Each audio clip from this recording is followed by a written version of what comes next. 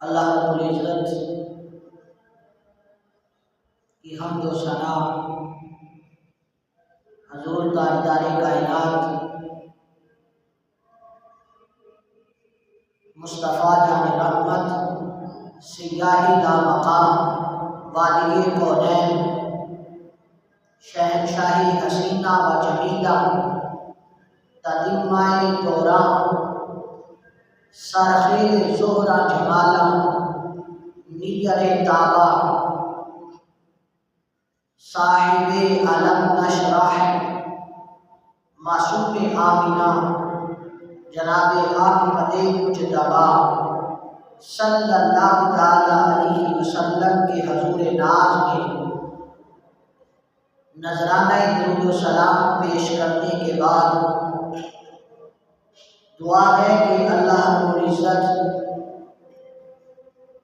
ہمارے آج کے اس جمعہ مبارک کو اپنی بارگاہ عالیہ میں قبول فرمائے اور اللہ رب العزت آج کے اس جمعہ مبارک کو ہم سب کے لیے نجات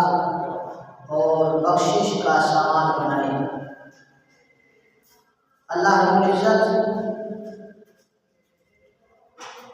آج کے اس جمعہ مبارک کے صدقے فلسطین کے میرے مظلوم بھائی بہنیں مائیں اللہ کریم ان کو آزادی نصیب فرمائے۔ سامعین گرامی، آج کے اس جمعہ المبارک میں جو گفتگو کا عنوان ہے قرآن مجید کی آیت کریمہ کی روشنی میں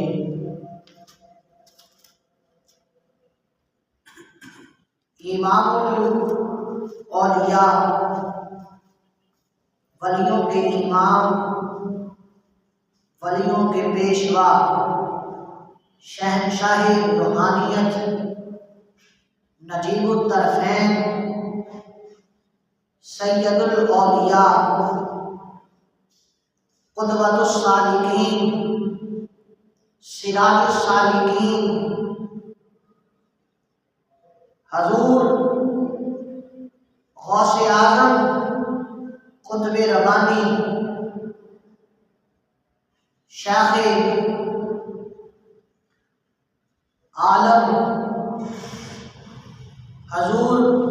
غوث اعظم دستگیر رضی اللہ تعالی عنہ آپ کی سیرت کے حوالے سے آج کے اس جمعہ المبارک میں ہم اپنی گفتگو کو سنیں گے۔ اللہ کریم مجھے اور آپ سب کو اس پر عمل کی توفیق عطا فرمائے۔ سامعین گرامی، قرآن مجید فرقان حمید کی ایک آیت کریمہ آپ کے سامنے میں نے پڑھنے کی سعادت حاصل کی۔ الا ان اولیاء اللہ لا خوف علیہم ولا هم یحزنون۔ لوگوں خبردار ہو جاؤ، آگاہ ہو جاؤ، توجہ کے ساتھ سنو، بے شک اللہ کے ولی وہ ہیں لا خوف علیہم جنہیں کسی قسم کا خوف نہیں ہے، ولا هم یحزنون اور اللہ فرماتا ہے اور نام میں کسی قسم کا غم ہے۔ اب اس آیت کریمہ کے اندر اللہ تبارک و تعالی نے سب سے پہلا لفظ جو استعمال کیا وہ ہے الا۔ توجہ رکھیے گا، بات سمجھیے گا، سب سے پہلا لفظ کیا استعمال کیا؟ الا۔ اور کوئی بڑی اہم بات ہو، بڑی ضروری بات ہو تو کہا جاتا ہے حضرات توجہ رکھو، توجہ کرو، آپ کی توجہ ہماری جانب ہو کہ آپ جو بات ہونے لگی ہے یہ بات بڑی اہم ہے۔ تو اللہ تعالیٰ نے اس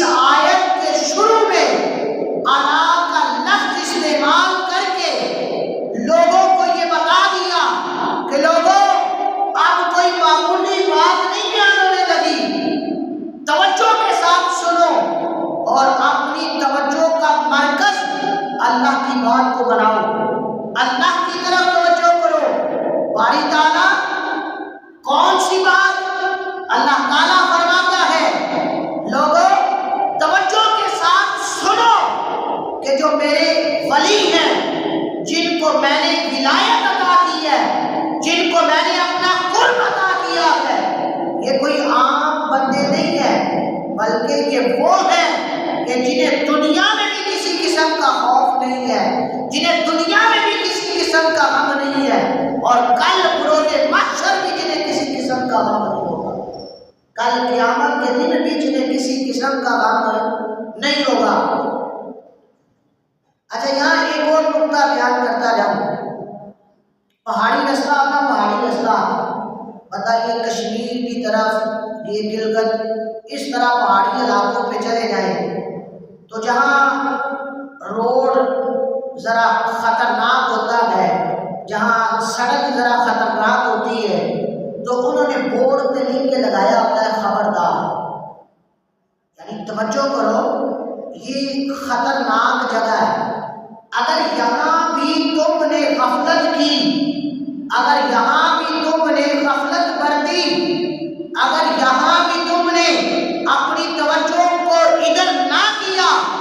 تو خطرہ ہے کہیں پہاڑ سے نیچے نہ گر جاؤ۔ تو یوں ہی اللہ رب العزت نے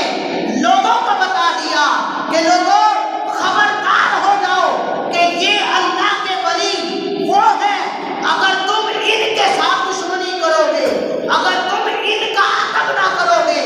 اگر تم نے ان کا ادب نہ کیا تو پھر اللہ تمہارے اعمال کو برباد کر دے گا، اللہ تمہارے اعمال کو برباد کر دے گا۔ توجہ ادھر کرو، خبردار ہو جاؤ، اپنی توجہ کا مرکز ادھر رکھو اور اس بات سے آگاہ ہو جاؤ اگر تم نے ادھر توجہ نہ کی تو پھر خطرہ ہے کہیں اعمال نہ ضائع ہو جائے۔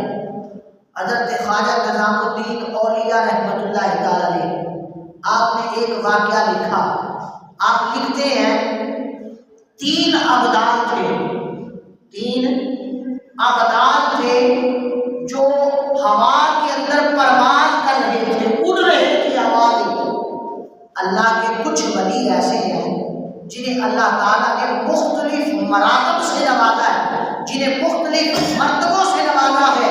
اللہ رب العزت نے انہیں مختلف مقامات دیے ہیں۔ میرے محبوب کریم صلی اللہ تعالیٰ علیہ وسلم فرماتے ہیں اللہ تعالیٰ نے 40 افراد اس امت میں ایسے پیدا کیے ہیں جن کا دل حضرت موسیٰ علیہ السلام کے دل پر ہے، جن کو ابدال کہا جاتا ہے۔ اور پھر میرے محبوب کریم صلی اللہ تعالیٰ علیہ وسلم نے فرمایا اللہ تبارک و تعالیٰ نے 7 افراد ایسے بنائے ہیں میری امت کے جن کے دل اللہ تبارک و تعالیٰ نے اپنے خلیل حضرت ابراہیم علیہ السلام کے دل پر بنائی ہے، اور جن کو اخیار کہا جاتا ہے۔ اور پھر میرے محبوب کریم صلی اللہ علیہ وسلم نے فرمایا اللہ تعالیٰ نے میری امت میں 5 بندے ایسے رکھے ہیں جن کے دل حضرت جبریل علیہ السلام کے دل پر اللہ نے بنائے ہیں، اور جب ان میں سے کوئی ایک فوت ہوتا ہے تو پھر اللہ تعالیٰ نیچے والوں کو اس کی جگہ پر لے آتا ہے۔ اب یہ 7 40 5 اور پھر ان میں ایک ایسا ہوتا ہے جسے اللہ نے قطب الاقطاب بنایا ہوتا ہے، جسے غوثیت کا مقام دیا ہوتا ہے۔ غوث وہ ہوتا ہے جس کے گرد سارا زمانہ گھومتا ہے، جو ساری کائنات کا نظام چلاتا ہے، جس کی وجہ سے اللہ تعالیٰ اس کائنات کا نظام چلاتا ہے۔ اور میرے غوث تو وہ ہے کہ جنہیں اللہ نے غوث اعظم بنایا ہے، اور میرے غوث کا قدم ہر ولی کی گردن پر ہے، میرے غوث کا قدم ہر ولی کی گردن پر ہے۔ میرے غوث کو تو اللہ نے غوث اعظم بنایا ہے، اور غوث وہ کہ جس کے گرد کائنات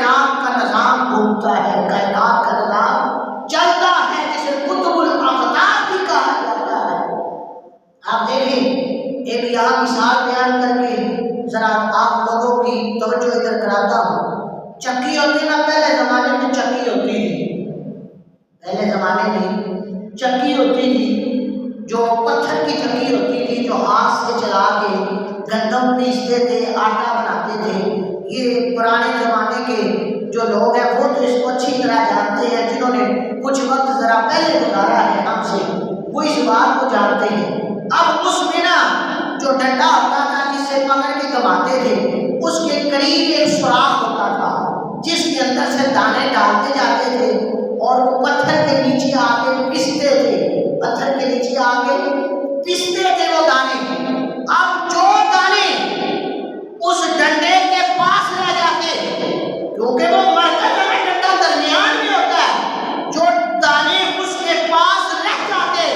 وہ پسنے سے بچ جاتے، تو یوں ہی سمجھیے گا کہ غوث جو ہوتا ہے وہ کائنات کا مرکز ہوتا ہے، وہ قطب الاقطاب ہوتا ہے، اور جو غوث کے ساتھ جڑ جاتا ہے، جو اپنا تعلق غوث کے ساتھ بنا لیتا ہے، پھر اللہ زمانے کی مصیبتیں نہیں اس میں آنے دیتا، اللہ زمانے کی تکلیفوں سے اسے بچا لیتا ہے، اللہ زمانے کی مصیبتوں سے اسے بچا لیتا ہے۔ جو غوث کے ساتھ جڑ جاتا ہے، جو اپنا رشتہ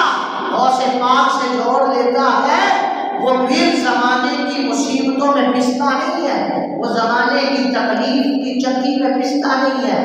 اور میرے محبوب کریم صلی اللہ علیہ وسلم نے فرمایا 300 بندے ابدال، 40 بندے اخیار، اور پھر اس کے بعد میرے محبوب نے اور بھی بیان کیے اور کہا ایک بندہ ابن قطب ہوتا ہے جو کائنات کا محور ہوتا ہے، جو نقطہ ہوتا ہے جس کے گرد کائنات گھومتی ہے۔ اور پھر میرے محبوب کریم صلی اللہ علیہ وسلم نے فرمایا اللہ ان کی وجہ سے زندگی بھی دیتا ہے، اللہ ان کی وجہ سے موت بھی دیتا ہے، اللہ ان کی وجہ سے رزق بھی دیتا ہے، اللہ ان کی وجہ سے آسمان سے بیج بھی برساتا ہے، سبزہ بھی اگاتا ہے، اناج بھی ملتے ہیں۔ حضرت عبداللہ بن مسعود رضی اللہ تعالیٰ عنہ آپ سے پوچھا گیا کہ بتائیے کہ ان کی وجہ سے اللہ کیسے زندگی دیتا ہے، ان کی وجہ سے اللہ کیسے موت دیتا ہے، می کیسے برساتا ہے؟ تو جناب عبداللہ بن مسعود رضی اللہ تعالیٰ عنہ اس حدیث کی وضاحت کرتے ہوئے صحابی رسول ہے، آپ فرماتے ہیں جب امتوں کی کثرت کے لیے اللہ سے دعا کرتے ہیں، امتوں کی کثرت کے لیے اللہ سے دعا کرتے ہیں کہ اے اللہ اپنے نبی کی امت میں اضافہ فرما، تو پھر اللہ لوگوں کو زندگیاں دیتا ہے، اللہ پھر لوگوں کو زندگیاں دیتا ہے، بچے دیتا ہے، اولاد دیتا ہے۔ اور ان کی وجہ سے موت کیسے آتی ہے؟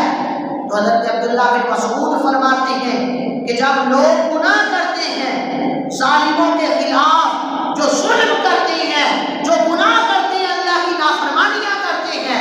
یہ ان کے خلاف دعا کرتے ہیں، تو اللہ ایسے لوگوں کو بیماریوں میں، تکلیف میں، ہلاکت میں مبتلا کر دیتا ہے۔ حضرت عبداللہ بن مسعود کہتے ہیں جب یہ ہاتھ اٹھا کے اللہ سے دعا مانگتے ہیں اور التجا کرتے ہیں اے اللہ بارش نازل فرما، اللہ ان کے صدقے باقیوں کو بھی بارش دیتا ہے، اللہ ان کے صدقے باقیوں کو بھی بارش دیتا ہے۔ اور جب بارش ہوتی ہے اللہ سے یہ سوال کرتے ہیں رزق کا، اللہ ان کے صدقے رزق بھی عطا کرتا ہے، اللہ ان کے صدقے رزق بھی عطا کرتا ہے۔ تو بات لمبی ہو گئی، میں بات کر رہا تھا حضرت خواجہ نظام الدین اولیاء رحمۃ اللہ علیہ، آپ لکھتے ہیں تین ابدال فضا کے اندر پرواز کر رہے تھے، اڑ رہے تھے، اڑتے اڑتے حضور غوث اعظم رضی اللہ تعالیٰ عنہ کا آستانہ بھی آیا۔ آپ کا آستانہ، آپ جہاں تشریف فرما وہ جگہ بھی آئی، وہ تین پرواز کر رہے تھے، اور جب وہ پرواز کر رہے تھے تو دو نے اپنا رستہ بدل لیا، اس لیے کہ نیچے حضور غوث اعظم کا آستانہ ہے، نیچے آپ کی خانقاہ ہے، اور جہاں آپ تشریف فرما وہ جگہ ہے، انہوں نے اپنا رستہ بدل لیا،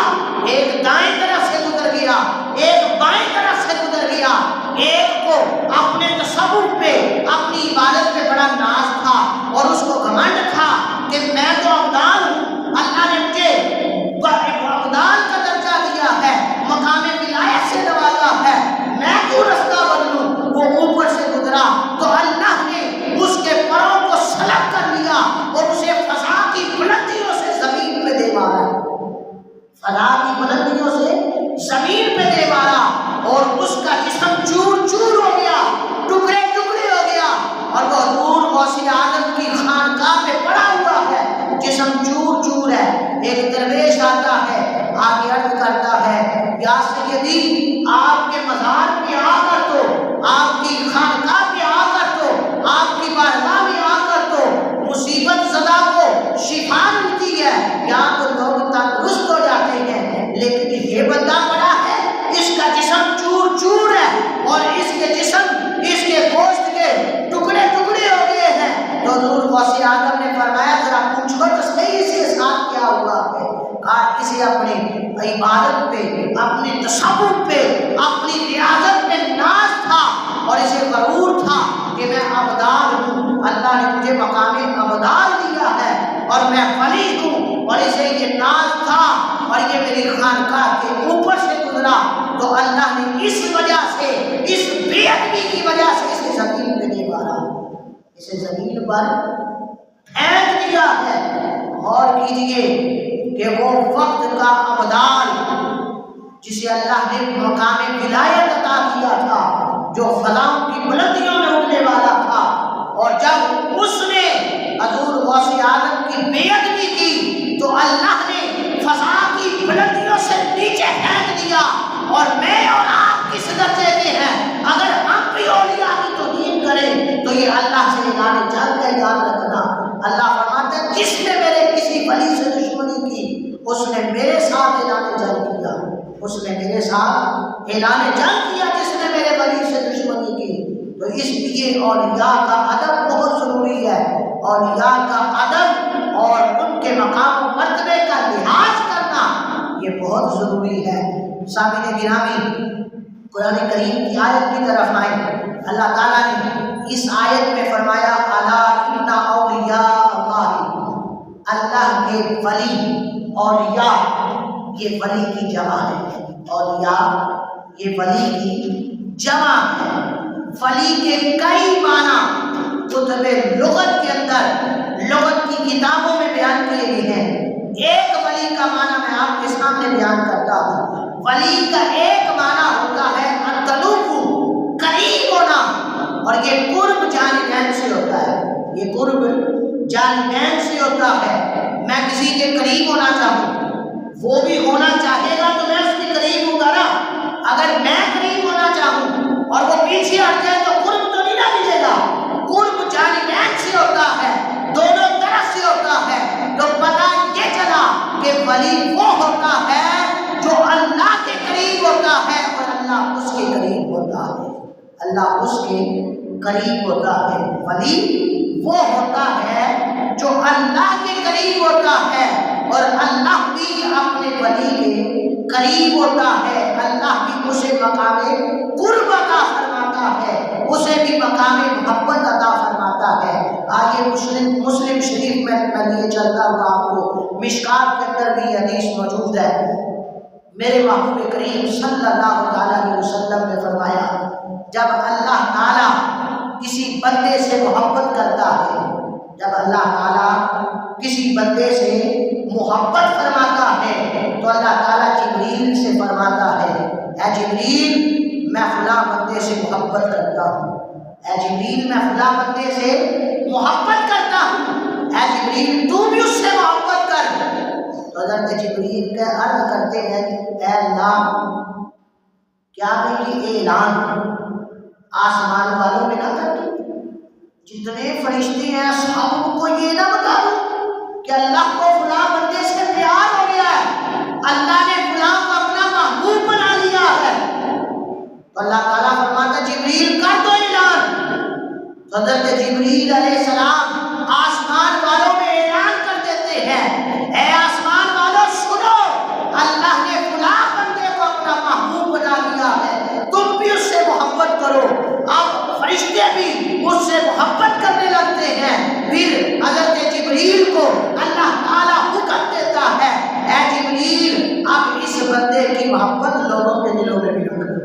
اس بندے کی محبت لوگوں کے دلوں میں بھی ڈال دو۔ آج دیکھیں نا صدیاں گزر گئی، کیا داتا صاحب سے ہمارا کوئی کوئی رشتہ ہے؟ کیا ان کے ساتھ ہمارا کوئی خاندانی رشتہ ہے؟ نہیں، وہ صدیاں پہلے کے ہیں اور ہم بعد کے ہیں، اور ہم نے تو ان کا زمانہ بھی نہیں پایا، ہم نے تو دیکھا بھی نہیں۔ اسی طرح بابا فرید الدین، اسی طرح خواجہ معین الدین چشتی اجمیری، اسی طرح سیدی اعلیٰ حضرت، اسی طرح آپ دیکھیں جتنے بھی اللہ کے ولی ہیں، ان کے ساتھ ہمارا کوئی رشتہ ہے نہیں، ان کے ساتھ محبت کا رشتہ ہے کہ ان کی محبت اللہ نے ہمارے دلوں میں ڈال دی ہے، ان کی محبت اللہ نے ہمارے دلوں میں ڈال دی ہے۔ اور آج زمانہ گزر گیا، صدیاں گزر گئی، آج بھی بچہ دادا صاحب سے محبت کرتا ہے کہ نہیں؟ اس لیے کرتا ہے، اس لیے کہ اللہ نے محبت دلوں میں ڈال دی، اللہ نے محبت دلوں میں ڈال دی ہے۔ آئیے آیت کریمہ کی طرف، تو پتہ چلا ولی وہ ہوتا ہے جو اللہ کے قریب ہوتا ہے اور اللہ اس کے قریب ہوتا ہے، اور اللہ اس کے قریب ہوتا ہے، اللہ کا قرب اسے نصیب ہو جاتا ہے، اللہ اسے مقام محبوبیت سے نواز دیتا ہے، اپنا محبوب بنا لیتا ہے۔ اور آئیے اس سے آگے اللہ تعالیٰ نے فرمایا لا خوف، اور آگے فرمایا ولا هم يحزنون، فرمایا خوف یحزنون غم۔ اب جو خوف ہوتا ہے اور غم ہوتا ہے، ان میں کیا فرق ہے؟ امام راضی رحمۃ اللہ تعالیٰ نے تفسیر کبیر میں لکھا ہے خوف بندے کو اپنی جان پر ہوتا ہے، خوف بندے کو اپنی جان پر ہوتا ہے، اور غم اپنے پیاروں کا ہوتا ہے، غم اپنے پیاروں کا ہوتا ہے، اور خوف اپنی جان پہ ہوتا ہے۔ تو مطلب یہ ہے کہ اللہ کے ولی وہ ہیں کہ جنہیں نہ تو دنیا کے اندر اور نہ قیامت کے دن اپنی جان پر کسی قسم کا خوف ہے، اور نہ کل قیامت کے دن کہ اپنی جان پر کسی قسم کا خوف ہوگا، اور نہ اپنے پیاروں پر کوئی غم ہوگا، بلکہ اللہ کے ولی تو وہ ہیں جو اپنے پیاروں کو اپنے ساتھ جنت میں لے کے جائیں گے، جو اپنے پیاروں کو اپنے ساتھ جنت میں لے کے جائیں گے۔ اور ایک فرق اور بھی لکھا ہے امام راضی نے، آپ لکھتے ہیں ایک فرق یہ بھی ہے خوف اور غم میں۔ جو خوف ہوتا ہے نا، خوف یہ زمانہ مستقبل میں ہوتا ہے، آنے والے زمانے میں ہوتا ہے، اور جو غم ہوتا ہے نا یہ ماضی کا ہوتا ہے، ماضی میں کوئی تکلیف کوئی مصیبت آ جائے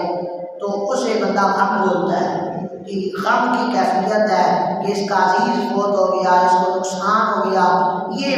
ایک دو دن گزر جائیں تو ایک غم کی کیفیت ہوتی ہے۔ اور خوف جو ہوتا ہے نا وہ آنے والے زمانے میں ہوتا ہے، جیسے ڈاکوؤں کا خوف کہا جاتا ہے، ڈاکوؤں کا خوف ہے۔ تو اس کا مطلب کیا ہے کہ اللہ کے ولی وہ ہیں جنہیں نہ تو دنیا میں کوئی خوف تھا، نہ کوئی غم تھا، اور نہ قیامت کے دن کوئی غم ہوگا نہ کوئی خوف ہوگا، نہ قیامت کے دن کوئی غم ہوگا نہ قیامت کے دن کوئی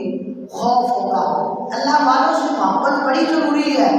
یہ نہ سمجھا کریں کہ آپ ان سے محبت کرتے ہیں تو ان سے کیا ملے گا۔ اللہ والوں سے محبت کرنا بہت ضروری ہے، اور ان کی صحبت میں بیٹھنا یہ بھی بڑا ضروری ہے، ان کی باتیں پڑھنا، ان کی باتوں کو سننا یہ بھی بڑا ضروری ہے۔ مولانا جلال الدین رومی رحمۃ اللہ تعالیٰ علیہ آپ لکھتے ہیں کسی اللہ والے کی صحبت میں ایک لمحہ بیٹھ گئے، ایک سیکنڈ نہیں، فرمایا 100 سال کی عبادتوں بغیر ریا کاری کے یہ اس سے بہتر ہے، یہ اس سے کیا ہے بہتر ہے۔ ایک گھڑی ایک لمحہ کسی اللہ والے کے پاس گزار دینا۔ اور میرے غوث اعظم تو وہ ہیں کہ جنہیں اللہ نے قطب الاقطاب بنایا ہے، جنہیں اللہ نے مقام غوثیت سے نوازا ہے۔ اور میرے غوث فرماتے ہیں جو میرا مرید ہوگا، جو میرا مرید ہوگا، یہ بڑی سعادت کی بات ہے غوث پاک کا مرید ہونا۔ ہم تو ہیں ہی گناہگار، اگر اچھوں کی صحبت میں بیٹھ جائیں، اچھوں کے ساتھ لگ جائیں تو یہ ہماری خوش نصیبی ہے۔ اور میرے غوث پاک فرماتے ہیں میں قیامت کے دن اس وقت تک اللہ کی بارگاہ سے نہیں ہٹوں گا جب تک اپنے مریدوں کو جنت میں نہ داخل کروں، اللہ سے کہہ کر سفارش کروا کے کہ اللہ میرے مریدوں کو بھی جنت میں داخل فرما۔ اور جو کوئی پیارا ہوتا ہے نا، پیارا جس سے پیار ہو تو پھر بندہ اس کی بات بھی مانتا ہے، اس کی بات بھی مانی جاتی ہے۔ اور میرے محبوب کریم صلی اللہ علیہ وسلم نے فرمایا، یوں ہی تذکرہ ہو رہا تھا، صحابہ کرام کی تشریف فرما تھے، تو صحابہ کرام آپس میں بات چیت کرنے لگے، کہنے لگے کہ دنیا میں تو ہم نے رسول اللہ صلی اللہ تعالیٰ علیہ وسلم کی صحبت پائی، آپ کا ساتھ حاصل ہوا، آپ کے ساتھی رہے، آپ کی صحبت میں بیٹھے، صبح شام آپ کے پاس آتے جاتے رہے، لیکن جنت کے اندر تو اللہ کے محبوب اعلیٰ درجے پہ ہوں گے، آپ تو نبیوں کے بھی امام ہیں اور آپ کا مرتبہ تو ہم سے بڑا ہی بلند ہوگا، اور کہاں ہم نچلے درجوں میں اور کہاں آپ اعلیٰ درجوں میں۔ تو نبی پاک صلی اللہ تعالیٰ علیہ وسلم نے جب یہ گفتگو سنی تو محبوب کریم صلی اللہ تعالیٰ علیہ وسلم نے فرمایا میرے صحابہ فکر نہ کرو، جو دنیا کے اندر جس کے ساتھ محبت کرتا ہے وہ قیامت کے دن بھی اسی کے ساتھ ہوگا، وہ قیامت کے دن بھی اسی کے ساتھ ہوگا۔ تو اس لیے اللہ والوں سے محبت کرنا یہ بڑا ضروری ہے۔ اور میرے غوث پاک کو تو اللہ نے بڑی شانوں سے نوازا ہے، وہ تو دلوں کے حالات بھی جانتے ہیں۔ ہاں یہ واقعات بھی موجود ہیں، وہ دل کے حالات سے بھی آگاہ ہیں۔ آپ کی عقیدہ بنا کے تو دیکھ لیں۔ اور میرے غوث پاک فرماتے ہیں نظرت الی بلاد اللہ جمل کا خاطلۃ، میرے غوث پاک فرماتے ہیں اللہ کے شہروں کو میں نے ایسے دیکھ لیا جیسے ہتھیلی پہ رائی کے دانے، جیسے ہتھیلی پہ رائی کے دانے ہو، اس طرح اللہ کے شہروں کو دیکھ لیا۔ اب اس جملے پہ غور کریں، کیا فرمایا کہ اللہ کے شہروں کو دیکھ لیا، یعنی ہر شہر کو جو بھی اللہ کا شہر ہے اس کو ایسے دیکھ لیا جیسے رائی کا دانہ، جیسے رائی کا دانہ، اور ایسے دیکھ لیا۔ اب یہاں توجہ طلب بات یہ ہے، یہ نہیں کہا زمین میں جتنے شہر ہیں، زمین میں جتنے شہر ہیں یہ نہیں کہا، کیا کہا الی بلاد اللہ، اللہ کے جتنے شہر ہیں، جتنے اللہ کے شہر ہیں۔ آپ غور کریں یہ جو ہماری زمین ہے، یہ اس کی جو کہکشاں ہے، اس کہکشاں میں 2 ملین سٹار ہیں۔ کتنے سٹار ہیں؟ 2 ملین اس کہکشاں میں سٹار ہیں، اور ان میں ایک سٹار اتنا بڑا ہے کہ اگر یہ جو ماہر فلکیات ہے، ماہر نجومیات ہے، یہ لکھتے ہیں کہتے ہیں اس میں ایک سٹار اتنا بڑا ہے، اگر ایک جہاز 1 گھنٹہ 1000 میل کی مسافت سے سفر کرے، 1 گھنٹے میں کتنا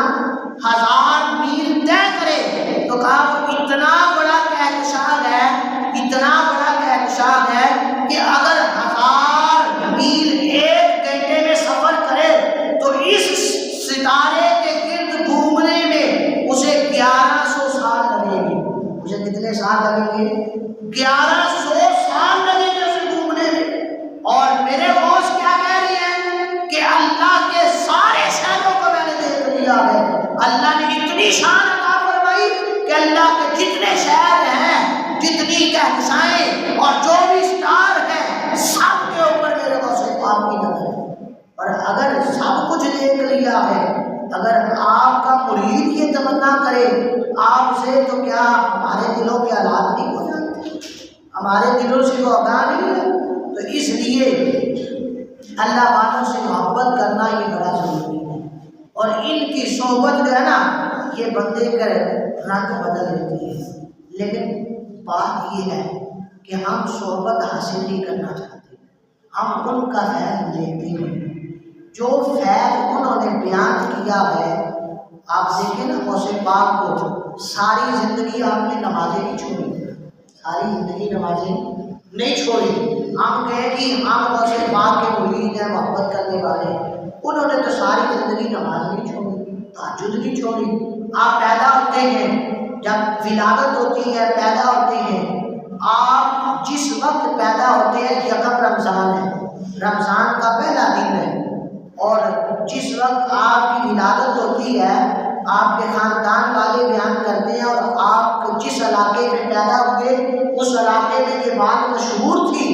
آپ صبح صادق سے لے کے غروب آفتاب تک جو روزے کا ٹائم ہے اس ٹائم میں دودھ نہیں پیتے تھے، پیدائشی روزے میں پیتے تھے۔ اور یہاں روزہ رکھنا پڑ جائے تو کہتے ہیں میں کام کروں یا روزہ رکھوں، اور بھائی اللہ نے فرض کیا ہے، فرض اس لیے کیا وہ جانتا ہے ہم رکھ سکتے ہیں، اگر نہیں رکھ سکتے تو ہم پہ فرض ہی نہ کرتا، اس نے فرض کیا ہے تو اس کی حکمت ہے، وہ جانتا ہے بندے رکھ سکتے ہیں لیکن یہ خود نہیں رکھ رہے، یہ نمازیں پڑھ سکتے ہیں، توفیق دی ہے اللہ نے، لیکن یہ خود نہیں پڑھتے۔ اللہ نے شعور دیا ہے، دو ہی رستے ہیں نا، یا تو ہدایت کا رستہ ہے یا گمراہی کا رستہ ہے۔ ایک رستہ تمہیں جنت کی طرف لے جائے گا، ایک رستہ تمہیں اللہ کی طرف لے جائے گا، اور دوسرا رستہ تمہیں جہنم کی طرف لے جائے گا، ناراضگی کی طرف لے جائے گا۔ جب بندہ گناہ کرتا ہے تو اللہ نے شعور عقل دی ہے، اس کے دل میں خیال آتا ہے یار میں اللہ کی نافرمانی کر رہا ہوں، میں گناہ کر رہا ہوں، لیکن پھر بھی اس طرف چلا جائے۔